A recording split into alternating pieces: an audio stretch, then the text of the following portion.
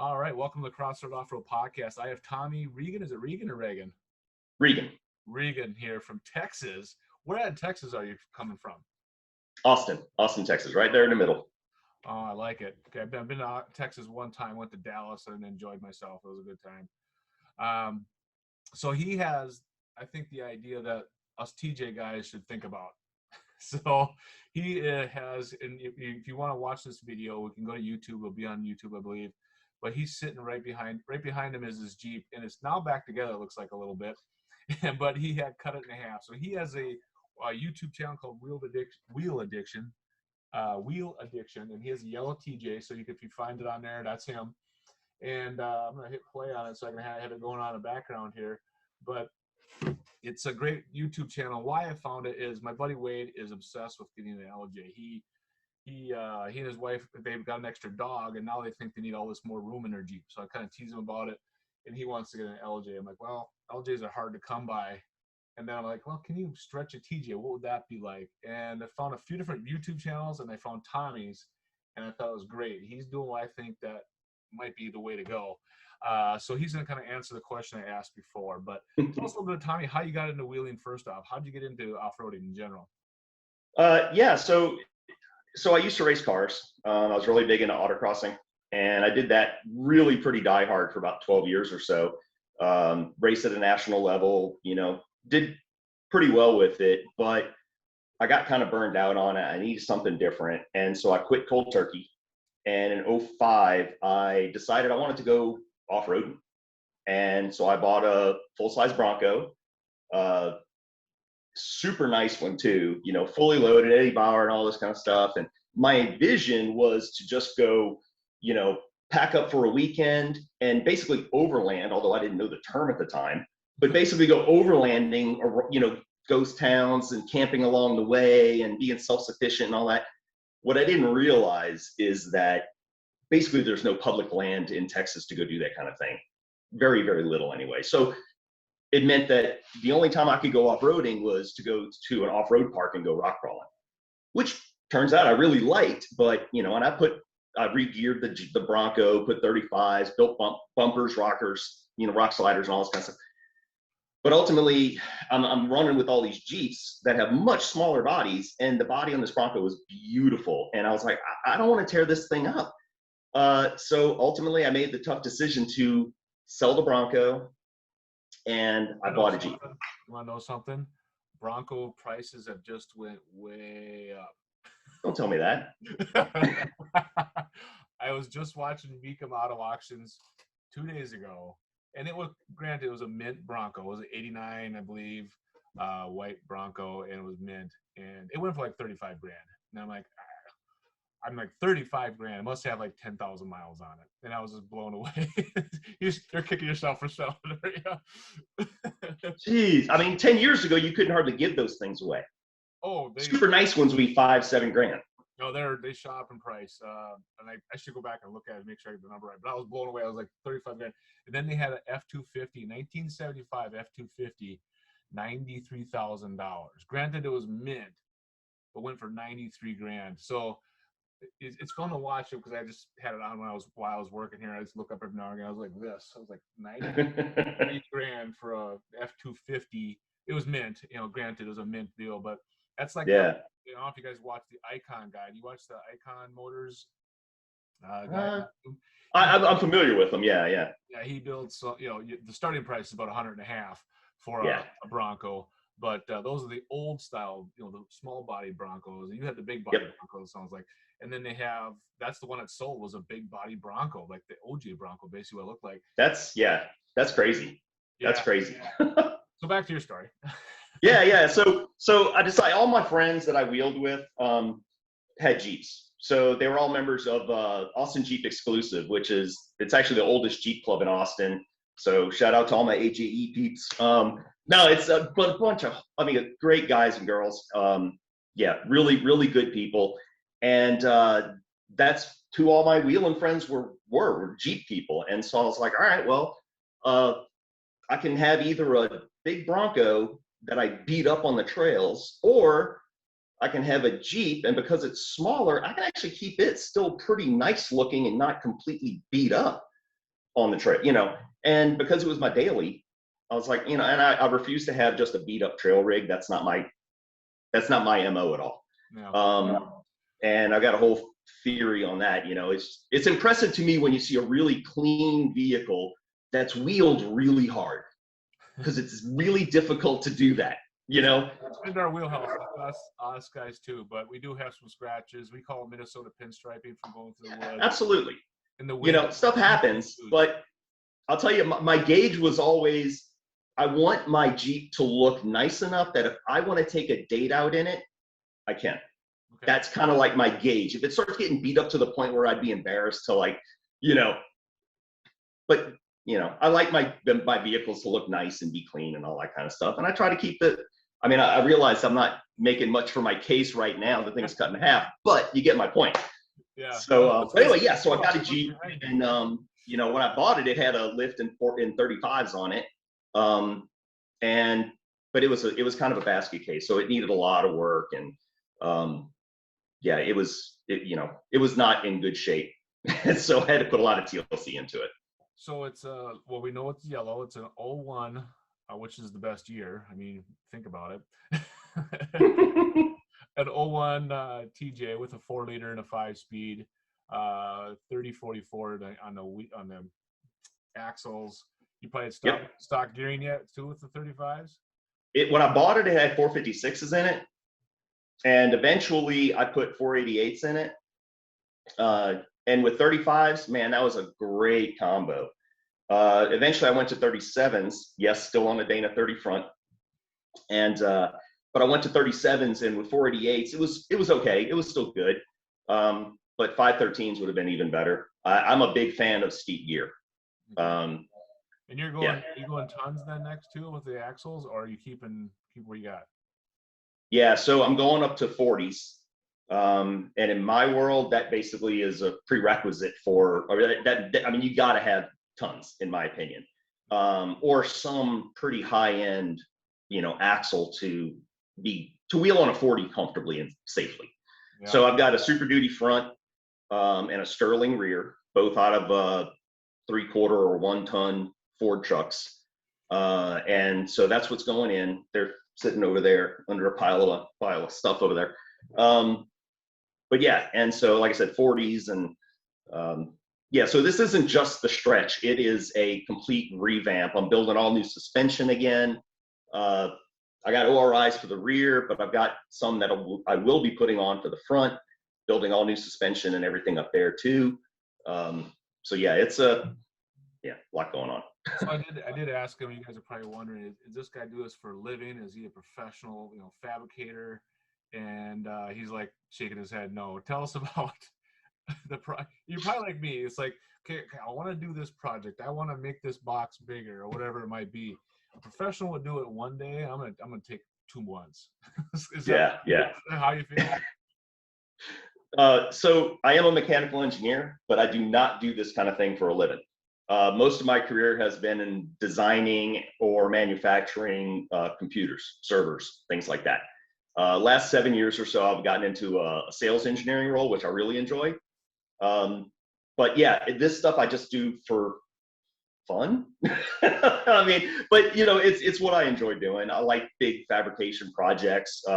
And years ago, before I knew how to work on cars, so by the time in 1996, I didn't know, I had never really worked on a car before, ever. Mm-hmm. Dad always said, I didn't learn any mechanical stuff from Dad because, you know, he was not mechanically inclined. So it was all about graduating from school, started racing, and started kind of working with friends of mine who did fabrication to learn from them. And then I just kind of, you know, ran with it from there. So, but that's where it kind of started. But yeah, the first big project on the Jeep was building all new long arm suspension, cutting off all the factory stuff. And I did that back in 08. Okay. This Jeep in 05 or 07? I can't remember. Where did you pick this Jeep up? I picked it up in 07. Okay. So it was 6 years old at the time, and, you know, yeah, had a fairly rough life, I think. So I'm going to back up a little bit. What car did you race? I mean, you did autocross. Were you a Camaro guy, Corvette guy? What did you autocross with? Man, I've been all over the spectrum. So I'm a big pony car fan. So I've had several Mustangs, Camaro. Um, I race BMWs. Um, Actually, trophy to nationals in a Volkswagen Scirocco. It's kind of off the wall. Um, yeah, I liked the challenge of racing a variety of cars. You know, big power rear wheel drive, small power front wheel drive. You know, whatever the case may be. And I took a national championship. I podium at nationals a few times, and so I had some pretty good success with it. But yeah, I had to get out of it. It was just taking over my life, and that wasn't healthy. Yeah. Well, cool. I just wanted to kind of see what kind of car you got into and got out of, because Yeah, the guy I couldn't think of yesterday was Kibby. Was the guy I was talking. Remember when I was talking about Kibby and Friends and the muscle car places? The other podcast that I was talking to you about. I couldn't remember the guy's name, but he yeah, also yeah, a supercross, or what do you call it, autocross. He has an yeah. autocross only podcast too, so it's one to look up. But he's been doing this automotive podcasting thing forever. So that's the guy. I was Rob Awesome. Kibby. That's his name. I'll give him a name drop. Okay, I'll look them up. But he does. He has minimum of 3 podcasts about classic cars, off-roading cars, autocross, like you were talking about. So Yeah, yeah. I've been on the phone with Very him cool. times for some cool ideas. But so back to the Jeep. Okay, so now we've been going for a while here, kind of dancing around the subject. So my thoughts, like I said, my buddy Wade and any TJ guy will know that a TJ is tiny. I mean, it is cute little package. It does a lot of things, but one thing that a 4-door, and you mentioned this in our pre-call, a 4-door JK will climb a hill better because you can get those front wheels up and over that ledge. You know, I think a TJ is right around 93, 94 inches for a wheel. 93.5 inches. So yeah, you were dead on. And then LJ is what? Is it 103.5. 103 and a half. And so it has that extra little bit to get over that ledge to kind of climb better. And Yep. TJs just kind of fall short of that. The advantage of a TJ or LJ over a JK then is LJs and TJs are narrower. Okay, they're also a little bit lighter, and so you have that advantage there. You'd be a little bit narrower on the trail. Yep. It's not just this, and it's not a Fiat. That's always tease my buddies with 4-doors that they're driving a Fiat. It's not a Jeep, but I know it's a Jeep. I'm just joking, guys. But last full Jeep is a TJ, by the way. But anyhow, so that's where the LJ kind of comes at really good sweet spot. Now the disadvantages of an LJ, they're built in 05, 06, and half of 04, and they built like barely any of them by comparison to anything else. People weren't taking them right away. The odd thing was they weren't a hot ticket at the time until people started realizing, oh, that's awesome. You know, that is cool to have the extra few inches. Probably why they weren't taking them was an extra $2,000. Now, think about that. If you could have had a TJ Rubicon, you know, for whatever it was at the time, 27, we'll throw out a number, and then the longer version is 29. Today's dollars, a used market, that TJ Rubicon is probably worth 17. You know, say it has 100,000 miles. That LJ is worth like 40. You know, 25 to 40, depends on how good of shape it is. It's insane. What it is. You know, and I'm not too far off on these prices, guys. You can look them up. I look them up all the time, but 25 to infinity, it feels like. And granted, I'm not looking for one that's beat up, but my buddy Wade did find one for like $8,000. He was, oh, should I get it? Should I do this? And had 200,000 miles on it. So if you're looking to do an engine swap on top of it, you know, 200,000, yeah, it'll go 300. That 4-liter is awesome. We get it. It's the best engine ever made. We got it. But if you want to do anything like what you're doing, put bigger wheels and tires on it and an extra length, you know, engine swap might be in order. And Wade really wants to do a common swap. That's kind of, he is stuck on that idea. So I'm picking on him a lot, but I like all of his ideas. I just like, man, that's gonna be a lot of work. So yeah, and I love all of his ideas. I just keep on going with, I just want a little bit more room. You know, what would it take to get a little more room? So I'm just kind of going down that rabbit hole, and that's how I end up with Tommy. So, and the idea is I'm gonna kind of give you an overview of what it looks like. So it's called a TJ6, and in the end, from the belt line up, you know, kind of the midline of the Jeep up, it's going to use all LJ parts. So the idea is to use a soft top or a hard top off an LJ on your TJ.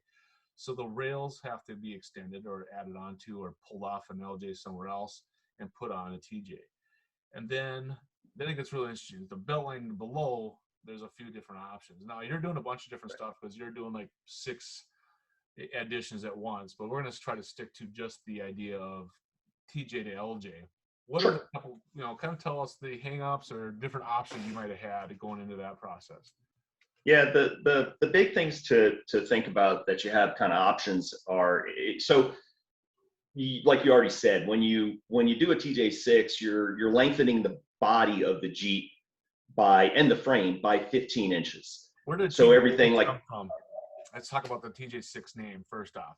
So yeah, good question. So back in the day, I think it was like from the mid 50s to I think into the 70s, Jeep offered a CJ6. Everybody knows the CJ5s and CJ7s and the Scrambler, the CJ8, but they offered a CJ6, which was, I mean, they're out there and you can get them cheap. And what they are is a longer wheelbase CJ5 basically. So if you notice, the door openings on a CJ5 are a lot narrower. The fender well kind of cuts into the door opening. So the door isn't just a rectangle at the bottom. It's kind of got the fender kind of cutting into it. The CJ6 still had that, but there was an extra, I don't know, maybe 10 inches or so, 15 inches, I don't even know, grafted into the Jeep, the CJ6 from the factory. So the rear axle was still really far back, much like on a TJ6 conversion. But it was a really unique body style. And they weren't nearly as popular as TJ5s or 7s. Mm-hmm. But for those of us who like wheeling and we appreciate that that really nice departure angle, the TJ6 or CJ6, sorry, is awesome. It's one of my favorite Jeeps. Mm-hmm. And if I was going to do like a resto mod or something like that, it'd be an amazing Jeep to do. Yeah. But that's where because when you take a TJ and you basically cut it in half, frame and body, and you graft in that extra 15 inches, the kind of body style that comes out looking, it kind of looks like a CJ6. The rear axle is a little bit farther back, unlike an LJ, where you have an extra, a little bit more overhang on an LJ. But on a CJ6 or a TJ6, you have a lot less rear overhang. So you got a lot better departure angle, more wheelbase. So that's kind of, one of the big draws to it. And that's where the name comes from, though, is why it's called the TJ6. And one other company, they had the same idea with the TJ, where they stretched the TJ out, and it was AEV. They did an AEV 110, I think it's called. And what it looks like is a stretched LJ. You look at it now and go like, well, why they stretched that LJ? Well, the LJs weren't invented yet. Yeah. When it came out, so you'll see, I saw a couple of them on there, and you want to talk about money, like $80,000 these things go for. But I saw one had like 25,000 miles on it, and it had a bunch of stuff, all the bells and whistles, everything you think an LJ Rubicon looked like on 37s. That's what this was, except it was 7 inches longer yet. Yeah. And had a hard top. Like they made stretch the hard top even. So. Custom hard top, custom soft top. That's a problem. Yeah. So the AEV 110s, they look pretty cool. And when I first saw you starting to do it, that's what came to my mind was the AEV stuff. And I actually have my iPad here, and I was pulling stuff up while I was watching here and doing our stuff. And I was like, okay, is he doing that length? So it's kind of trying to figure it out. Then I started putting everything together, what you're doing. So let's go back to below the belt line, the two options. I kind of cut you off. Yeah. So basically, so here you can see, like, this is where the floor is for the front seat and for the back seat passengers. Back seat passengers, your foot goes right here. The factory tub steps up right here and then comes back, like maybe 4 or 5 inches. I'm trying to look at my tub over here in the other side of the corner of the garage. But about 4 or 5 inches, it steps up and then it comes back. And that's where the seat is mounted. And that's the height of your cargo area and all that in the very back. When you do a TJ6, you have the option of either extending the floor and keeping this low and then step it up where the seat goes, or you could keep it stepped up and just add that extra 15 inches up higher.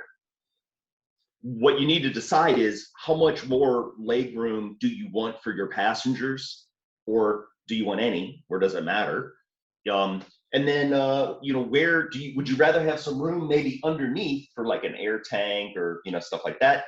Or would you rather room inside the Jeep, which is what I'm doing, because I might build some storage underneath the seat.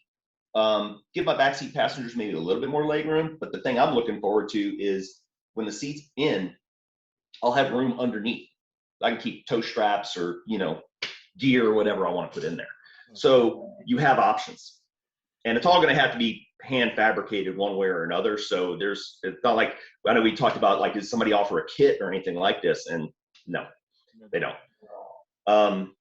The other thing to consider is, like, when you're replacing the body, you have the belt line up top, which it used to be that you could just go to Mopar and buy an LJ belt rail.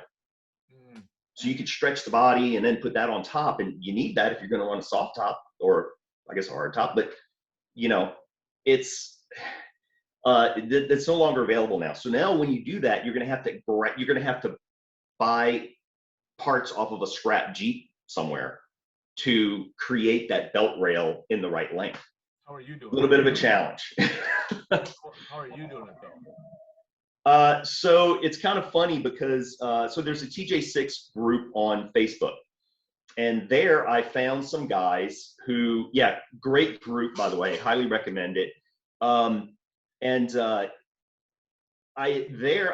kind of came across some guys that I met on, or virtually met on jeepforum.com, who had particularly, there's Matt with his TJ6 conversion with an LS in it, 6-liter no less, and Jay, who lives in Taiwan, I believe. And funny thing though, when I was looking to graft in that extra 15 inches of belt rail, Jay sent me his off of his build, because he sourced some of those original LJ belt rails. So he got lucky. It was awesome for him. And he just sent them to me. I just paid for the shipping, and he sent me the belt rails that I need. So I'm going to graft his belt rails into my Jeep. And his was like the first TJ6 I'd ever seen. Because I'm having a hard time finding it. I know other people are probably looking at their phones right now too. And the other thing though is you can go to scrap junkyards and everything. All you have to do is drill out quite a few spot welds. And for what it's worth, this is all documented in fairly decent detail in one of my earlier videos. But yeah, you drill out some spot welds and the belt rails just come right off. Mine are hanging in the garage over here right now. So I have to cut them in half, graft in that extra 15-inch piece that I got from Jay, and then the belt rails will basically be done other than paint. All right, I found it. It's called the Jeep TJ6 group. I found the name. There you go. Actually, it goes through a bunch of questions. So I'm gonna do those questions later, like, do you have a Jeep? Are you gonna be a nice guy on these forums? So I'll go do that stuff later. But yeah, I'm interested in this group here because it's 889 members right now, and I'd love to see that grow, because this is intriguing to me that this many guys are interested in doing this. And it'd be great, like, if the guys out there who send you the magazine every month, these guys right here who keep sending you magazines, it'd be great if they offered some sort of kit. That'd be kind of cool. I know the thing is, where your hard part is, I know you're going to get to it probably, is the pans, because the pans have an uneven bottom. They have channels for water and everything. Yeah. That's the biggest challenge. It'd be great if there was just a stamped steel, but stamping, here's why there's not one out there. You have to build that whole machine to do it. That's a ton upon ton machine. It's like 25 tons coming down, making that piece of equipment, and they make another one just to make that one stamp. Yeah, millions of dollars. I was trying to think about how you could do that cheaper. I was racking how to get to that part. So that's kind of one of the hangups. So the belt line was one hang-up, and you found yours, and you kind of have how other people could do it. But I'm looking at your videos right now too. You kind of walk through it all. They're pretty short, like 10 minutes long. I think your videos are maybe a little longer. I try to keep them reasonably, short. They run, I think, from about maybe like 8 to, I think the longest one maybe 20. Yeah. But I try to keep them around 10 minutes or so. Yeah, you kind of walk through that and that challenge itself. And we got to the seam, I was like, "Ooh, that looks like." That one scared me a little bit, because they're like, that's not a point. Well, yeah, you can draw on your Jeep, like, this is where I'm gonna cut it, and then when you start getting to that seam, okay, now we're serious, okay? It's like having kids with a woman. Now you're serious, it's life to this project right here.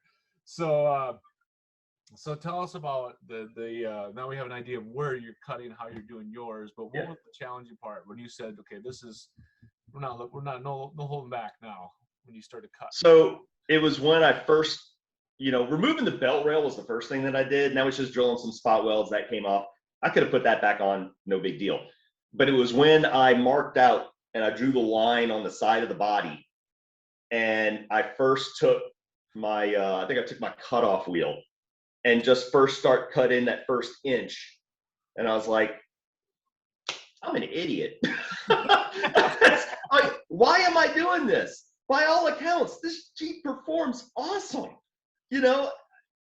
But I was like, the ultimate thing is ultimately I would not be happy with it if I didn't do this.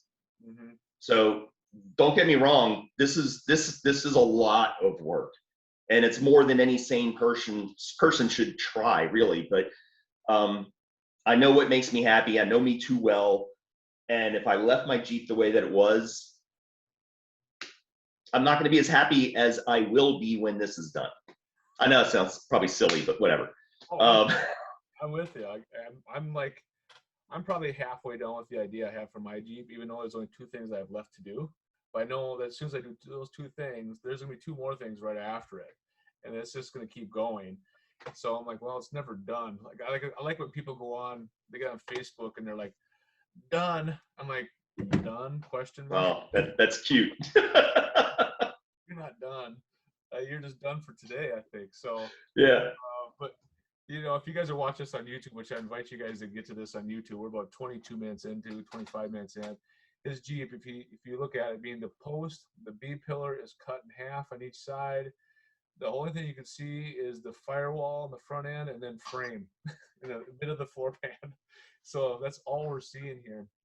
And so the pan part is going to be the tough part getting back together. Kind of, what's your plan now? Now that's all apart. Now the frame Yeah. is put together, so you're starting it back in the reassembly process. Kind of fill us in Yeah. what the plan is here. Yeah, so first of all, putting the frame back together, and this is for, now granted, we talked about how my Jeep is a little bit different because I already back halved it 5 years ago. And that posed a few new challenges for me. But if somebody has like a stock TJ, it's going to be easier to do a TJ6 than what I'm going through. So basically, to do the frame is pretty simple. You just cut it in half, and there's a spot where there's two little marks on the frame that you can measure before. You cut between those, you add 15 inches, and again, yeah, that's all of my, videos too. So, and you sleeve it, and there's any number of ways you can do that. So the frame is pretty straightforward. So explain what a back half is, because there's probably some Fiat guys here who don't understand what a back half means. Good point. We'll back up a little bit. Yeah. I kind of figured what a back half meant, but we on our 40-minute phone call, you explained it to me. Explain it to us again. What's a back half? Yeah, sure. Thanks for bringing that up. So there's a couple different ways of back halving a vehicle, and in the case of a Jeep, it basically means you're cutting off the frame at some point towards the rear of the chassis, and you're going to fab up something different.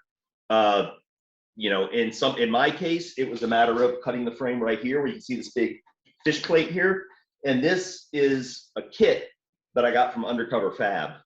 What I did is I relocated the rear axle back about 6 inches. And when I did, I put new body armor on there, moved the fender well opening back 6 inches to accommodate the new wheelbase. But for the most part, that's considered a back half. This is all was cut off, and I fabricated, built all this stuff or whatever. And then, some guys will take it a little bit more aggressively, and they'll cut this off, and they'll build like all tube work, like a roll bug, like a buggy, full roll cage and everything off of that. And that's just a different version of a back half, but it's obviously much more aggressive and more for like trail rigs and such. The goal of the back half is to get more wheelbase, to get closer to that magic 103.5 or whatever, the LJ length. Is that kind of it's yeah. I mean, usually it's guys are doing it to get more wheelbase. They could be doing it because they want to cut off the body and run tube work and try to make it lighter. or they're building all new suspension. There are any number of reasons, but yeah, for the most part, you know, guys are trying to get more wheelbase out of the thing. Too much time. And that was my reason. Just too much. What's that? Guys in Texas have too much time in your hands, and you don't have rust to deal with. If you guys are watching us on YouTube, because I said, hey, you don't have rust. You have no clue what rust is. You're like, nah, I never seen it. I'm like, oh my god. I told him a story about how I got the 2 bolts on the rear shock towers. I was comparing Wade's lift compared to mine. He broke all 4 of his, and I got all 4 of mine out. And it was a miracle, but that was just a rusty hot mess. I mean, half the time we start a project is, okay, let's scrape away the rust so we can find the bolt heads to break them off. That's kind of how it goes. I don't want to make all your Minnesota listeners mad, but I've never broken a bolt on this thing due to rust, taking it apart or anything. Sorry. Just FYI, I currently have broken bolts, but that's just what it is.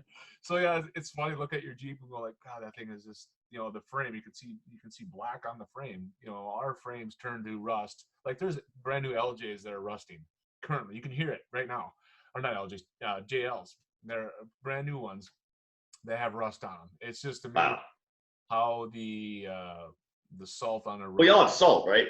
Yeah, we got salt. I was gonna say I didn't hear your accent until like we got enough call today, but now I hear your accent. It's kind of fun. And you know, I always told that I don't have an accent. I grew up in New Orleans, and I was always told I don't have an accent. I come out here, and there's like nobody knows where I'm from because I'm just generic. I guess I don't know. Almost all Minnesotan with your accent, but I can hear it coming out saying y'all. So as a kid, we had a neighbor moved in from Oklahoma. And we about died laughing because we always were used to our accent. Everybody just talked normal. Yeah, right. And he's just throwing out. I'm like, wow, this is interesting. And this was I was a little we died laughing, but now I'm used to accents of other people, I guess. But back to the Jeep. You know, we get off topic of a good bit. So now we have an idea about the frame, how you got it together. But how about these side panels? And this is what would stress me out because I would want my Jeep to look like I would want to take my wife on a date. But if I had this big gap here where I added this 10, 15 inches into it, I have an idea what I would do. But what are you going to do? How are you going to do your body work? So a couple different ways to do it. You can actually buy from like Quadratech. They sell body panels. Some of this is like 1 layer thick for the most part, 1 sheet metal layer, but a lot of it is multi-layer. So and if you'll notice, hopefully you can see this, but right here, these cuts, the outside cut, I didn't cut all the way through.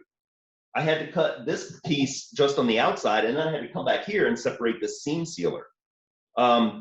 And so anyway, but when you're putting it all back together, you know, on the side panel here, the sheet metal goes up, and then it takes a bend inward up towards the belt rail. So I didn't want to have to, you know, fold sheet metal to make that happen. So Quadratech sells replacement panels, which basically you would just buy one of those. They're super cheap, and you cut off 15 inches basically and kind of graft it to fill that void. And then you just tack weld it in, or you know, and a combination of potentially some sort of bonding agent, like some sort of epoxy. A lot of guys kind of end up doing both, some welding and some, you know, sort of bonding material. And there's any number of ways to kind of get the sheet metal to attach to one another, basically. But the other thing you could do, that sheet metal is kind of on the thin side, doesn't quite match up with the factory thickness. The other thing you could do is, and I've got a buddy of mine back halved his TJ to build all cage tube work and everything, more like a buggy. His tub, the back half of his tub is sitting in my backyard right now. In case I need to cut out 15 inches, I've got that available in the exact, so that way, you know, like up here where it's going to have the kind of like a bend in, it's going to match up perfectly. So it'll be a matter of like bolting the back of the tub, the original back of the tub, to the frame, leaving that 15-inch gap, and then basically taking some cardboard templates to kind of outline exactly the shape that you need to fill, and then transpose that onto, you know, either the tub that's in the back of my backyard, or to that sheet metal from Quadratech, and cut that out and graft it into place, you know.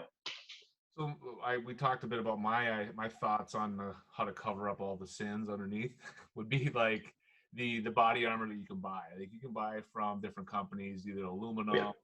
Is that something you're gonna do, or is that something like I don't need to do that? Yeah, actually, so I got to give a little shout out to JCR Off Road.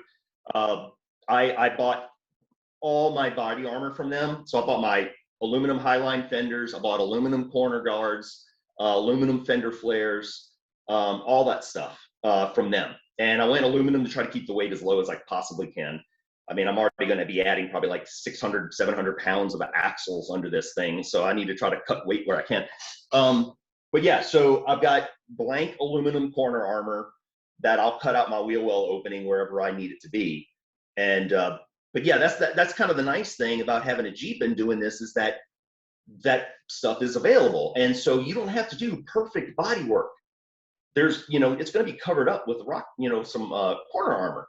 So the only thing that's going to be visible is way up at the top by the belt rail. That's the only real paint, or, you don't even have to really paint under here. Just prime it and, deal with the potential rust under there. But, there's not much to really be concerned about. So now people are looking at your Jeep. It's all tore apart. It's going back together. How many hours do you have into it so far, and how many hours do you think you got left? I'm not even going to try to answer that.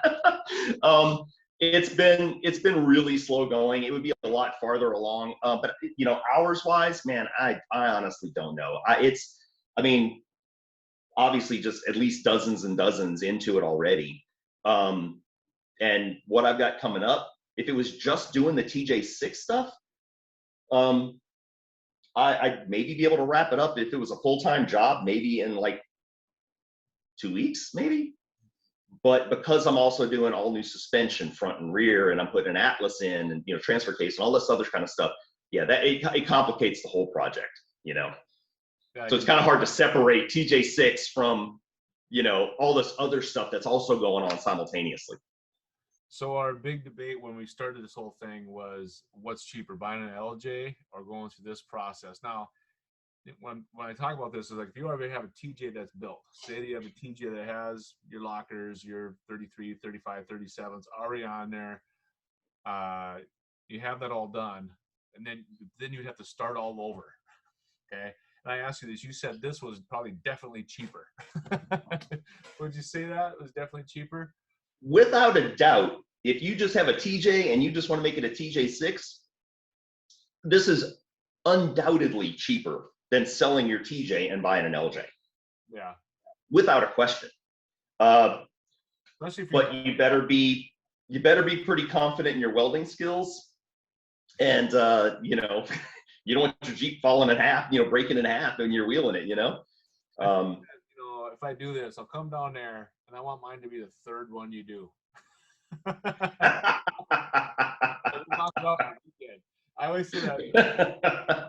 I talked about how our first lift we did for my buddy Wade's Rubicon, it took us 8-10 hours.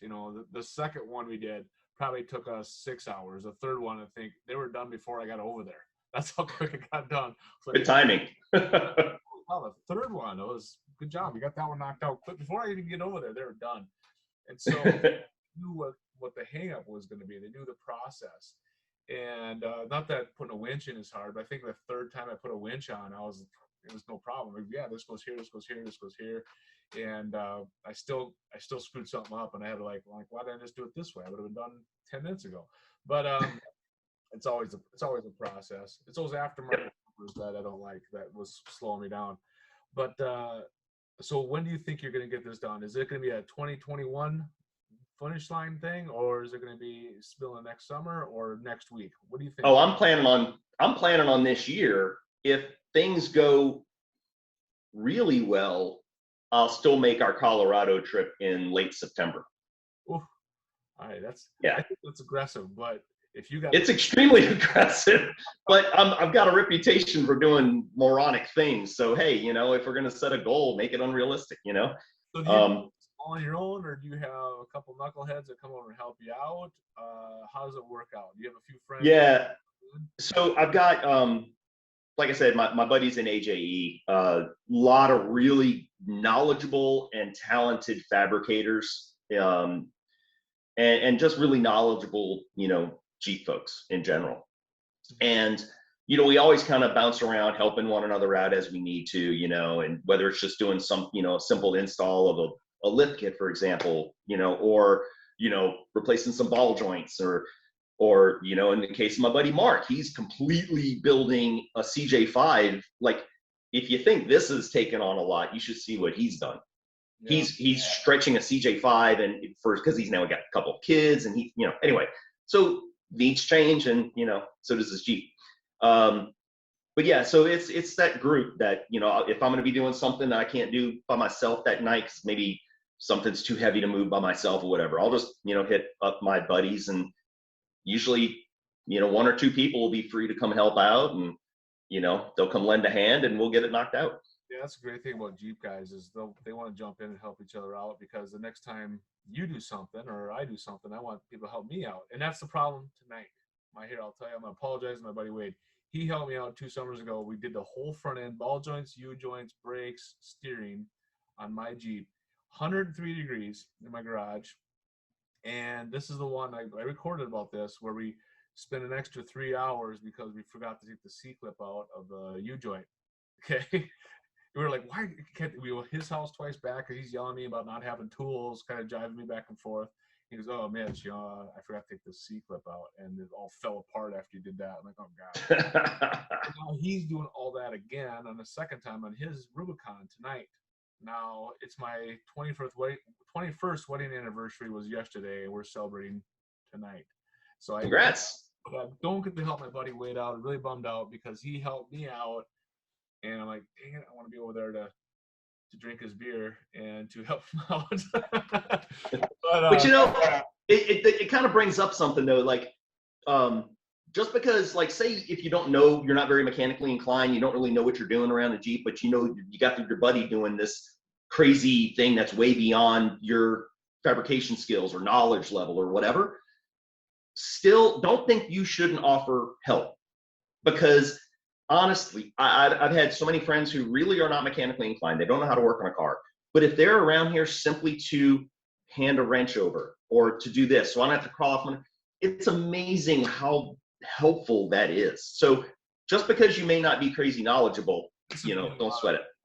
With my buddy Wade, what are you doing? I'm holding the flashlight like this, handing him a tool. I'm like, oh yeah, it looks like he's gonna need a 10 millimeter here in about 5 minutes. I'll go find a 10, come back. He's, oh, I need a 10. Oh, you're there. You got it. Because it's no fun being like way into the Jeep. Here's the other thing.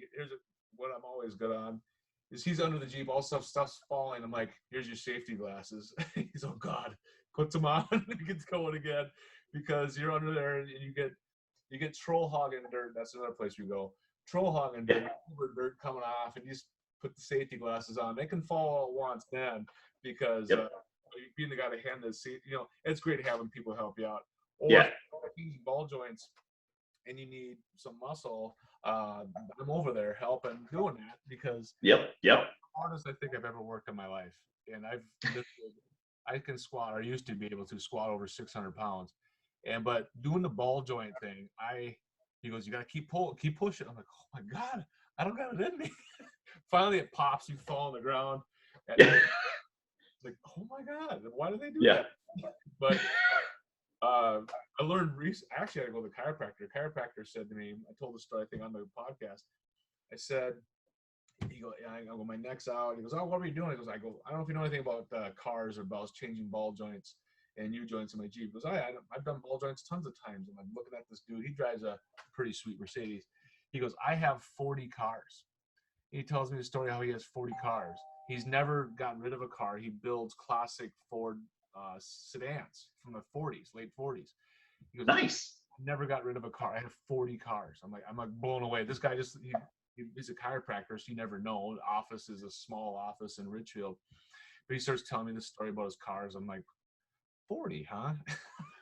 So someday I got to see my chiropractor's car collection, because it's 40. Yeah. He goes, yeah, I love my Mercedes and all, but where I really get my kicks out of is my 40s Ford sedans. I love my sedans. I got tons of those, and I changed plenty of ball joints. And I wore that ball joint, it ripped my neck out, so I go in and get adjusted. And long story about my neck problems, but has the stems from football. Football's not good for your neck, so put it that way. Yeah. The other day though, it's great having a couple friends to kind of work with in the garage, and this podcast. One reason I want to do the podcast is promote off-roading and wheeling. Like you said before, there's not much public land, and I told you before we started recording, we lost a little bit of land in Minnesota, actually Wisconsin, that we all been going on for the last 35 years. Chuck's winter runs, fall run. I'm not sure if it's going to happen anymore, but we're kind of bummed about that. But we don't have that land to go on, but we're opening other lands. So we're trying to find more land to go on. And Gilbert's our big place. Trollhagen's another place we go here in Minnesota. Because he asked me, what kind of wheeling y'all do up there in Minnesota? Yeah. A little bit of everything. A little bit of everything. Now we have the border trails going in, and our friend Leslie, who's been on the podcast, he has an off-roading, overlanding kind of tour guide. That's his full-time job now, is an overlanding tour guide. So it's a kind of a cool. Very cool. And so overlanding or car camping is kind of all the rage. I mean, and I hate mud, and so I didn't get to that part. I despise going mudding. It's not my thing. It's for other people. I hate mud. Mud is hate mud. It will be there forever. It gets in everything, and just not a fan. But a little rock, little hill climb, little sand. I'm into all that. As long as I can drive my Jeep home, I'm pretty excited about that. If I have to change a tire or tire plugs, I don't know if you got to that episode yet, but that was a fun episode. Yeah. Have tire plugs. We get to the point now we have onboard air and tire plugs, and the spare doesn't even fit. Two of the guys we wheel with, they have like a 30-inch spare, and they have 33s on their Jeep. I'm like, it's not going to work. I'm like, it's just for show. We're just going to plug them anyhow. So it's kind of the feeling we get nowadays with our spare tires even. But I have a full-size spare, brand new, on the Jeep, because I like having a real spare. But that's just me. I used to, and now once I went up to 37s, I'd only put a spare in there when I was going on a long trip or something. But stepping up to 40s, not gonna happen. Yeah. So in the end, though, I'm excited to hear about this. I'm going to recap this with you in late August before you have your big September trip. I'm going to get you back on, and we're going to do there it is. There's some motivation. Now I'm obligated to work on it more. Oh. I did this to Chad too. We were talking to Chad from Zeus Off Road. I was talking about his LJ that he had, and he goes, he motivated me to get on it again. So I'm back working on he has a whole shop. And so the last thing he wants to do is work on his own stuff, but he got motivated, worked on his own stuff, and now he actually got rid of the LJ, and he's on to a different project. So I got to catch up with him and see what the new project is. I think I have an idea, but I got to tell you that real quick. One of the main reasons I started a YouTube channel was so that I would feel motivated to continue work on the Jeep, because I'm like, I can't just create one video and never follow up on it. I'm going to have to do something. And so it was actually kind of one of my, motivating factors, is the reason why I kind of created the YouTube channel. So yeah, the YouTube channel's name is Wheel Addiction, and it's a yellow TJ that's in pieces, and I have it on. Oh, there's your safety glasses are on right there. So it's on my TV right now. There he's going. He's turning into something now. But I want you guys to go on there, follow it, and give him crap about not finishing the project yet, because I want to see this completed. Bring it on, he says. I want to see it because I like seeing some Frankenstein stuff. I do like it, especially when it starts to look stock at the end. The first JL that came out, the 4-door JL, Fred from Dirt Every Day got it and made it into a 2-door. So I saw that. It's called Code 1. He couldn't wait to make it back into a 2-door. This is before the 2-doors even came out. So he took that. Then Light Bright, they were on recently. They were on Jeep Week, or Jeep Beach Week, whatever it was called, down in Daytona. And they ran into a guy that had a stretch 2-door JL. So the LJ love isn't going away. So that's two examples of people who just couldn't leave well enough alone on a brand new. Yep. They had to make them look back like a JL again. So I invite you to find those. I couldn't tell you how far it is. If you don't want to watch all the other stuff on Light Bright stuff, which it's a great channel, but some fluff in there. But I like it. They just bought a house. Did you see that? I don't know if you guys watch it, but if you're listening to this, they just bought a house with a massive shop. So they're gonna do some crazy stuff again. Yeah. So I'm excited for that. And they have their own builder living with them. They have a builder who moved in with them too to build stuff for them. So it's gonna be cool. Can't wait. You know, you touched on one thing is like, you know, I feel very much the same way. Like when I stretched my Jeep, I didn't want it. I wanted it to look like it was a factory offering. I didn't want it to look like some monstrosity. Yeah, it's Frankenstein underneath, but it doesn't look like one. You know what I mean? And one of the biggest compliments that I ever got was one day I came out of work and there was some guy looking at my Jeep, like eyeing it all up and everything. And as I came walking up, I'm like, you know, can I help you? And he goes, did you stretch this or what? And I said, yeah, it's stretched about 6 inches in the rear. And he goes, that's it. He's like, I was talking with my buddy who's also got a Jeep and we were trying to figure out what is it that's different about this thing? And I was like, that may be the best compliment I've ever gotten about my Jeep, because it meant that from the outside, it was cleanly done. It was done cleanly enough that it could pass for factory. Yeah. And that meant a lot to me. Yeah, that's cool. I think that having the look, or having people come and look at your Jeep and just say, hey, that's pretty cool. You know, or at the stoplights. I'm, you know, one of the next episodes, I'm going to have stoplight conversations that I have with people. Yeah. So Yeah. wait for that, because I had one here recently, and I'm gonna bring it up later on, but in the next episode with somebody else, because I was like, that's a whole podcast right there. The conversations I have with people at stoplights, because the top down, doors off, people are going to ask you a question or give you a compliment. Yep. You're accessible. Got a lot of compliments, got a lot of like offers for my Jeep. I said, no, it's not for sale. So a couple Yep. down. But I'm going to talk about that in the next episode, because I got a whole theory on not theory, but a whole vein I want to get into on that and stuff. But first, you know, I'm gonna have to let you go here because I have things to do today, and we've been talking. You're easy to talk to, so I don't know if your friends tell you that, but you kind of help the conversation along, which is great. I appreciate it. The name of the podcast, the name of the YouTube channel is Wheel Addiction. I'm gonna put this video on my YouTube channel, my CrossFit Off Road, which I barely have anything on, to be honest with you. I'm gonna put this on there so you can see kind of it in pieces, and it's gonna be on obviously the podcast itself. But Wheel Addiction, the yellow TJ stretching out to a TJ6. Right now it's going back together, so I'm excited to see it all happen. So thanks again, Tommy, for being on, and share this with your friends. And I hope you're at 500 and how many followers you have right now on YouTube? Yeah, it's approaching like 540 something, maybe 541, I think it was when I looked at it. So hopefully you get over 600 here just with this, and maybe even more. So during this whole crazy year we've had, podcasting actually went down, but YouTubing went way up. Yeah. YouTube went way up during this crazy time, which was really weird. But hopefully when we get back to normal here in the next couple months, that podcasting shoots up, because that'd be fun for everybody. I think YouTube. Yeah, man. YouTube's here to stay. We all know that. Thanks again, Tommy. We'll touch base soon. I want to see how things kind of pan out for you. Okay. Yeah, man. Appreciate it, Mitch. Thanks a bunch. Good luck. Take care.